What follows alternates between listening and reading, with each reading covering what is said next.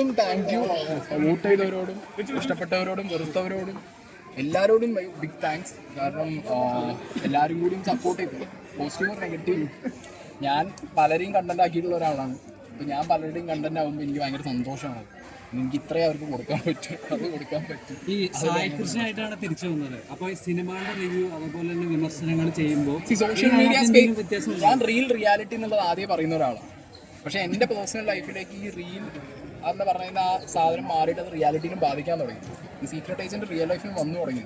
So അതുകൊണ്ട് വന്ന് എൻ്റെ പേഴ്സണൽ ലൈഫിൽ വന്ന കുറേ കാര്യങ്ങൾ സോർട്ട് ചെയ്യാൻ എനിക്കുണ്ടായിരുന്നു. ഈ ബിഗ് ബോസ് ഫാമിലി ഇഷ്യൂസ് ഒക്കെ കുറേ അധികം തീർത്തായിരുന്നല്ലോ, അതിനെ കുറിച്ച് എന്താ പറയാനുള്ളത്? ഭയങ്കര സന്തോഷം എന്ന് പറഞ്ഞാൽ ഭയങ്കര സന്തോഷം.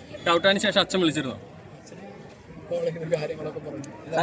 സായി ഇവിടുന്ന് പോയപ്പോൾ സായിയുടെ ലുക്ക് തന്നെ വേറെയായിരുന്നു. ബിഗ് ബോസ് ആക്കി എല്ലാവരും ഞെട്ടിപ്പോയി. ആ ലുക്കിനോട് എങ്ങനെയായിരുന്നു? അതൊരു മേക്ക് ഓവർ വേണമെന്നുള്ള ഒരു സായിനെ ഈ കമന്റ് മൊത്തം സായിക്കെതിരെ ഈ കണ്ണാപ്പി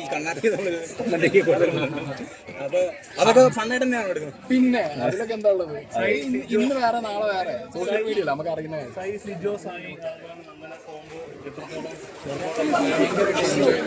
വർക്കൗട്ട് ആയോ ഇല്ലെന്ന് അറിയില്ല. അത് ഇത്രയും ജെനുവിൻ ട്രൂ ആയിരുന്നു. അതിന് വർക്കൗട്ട് സന്തോഷത്തോടു കൂടി അത്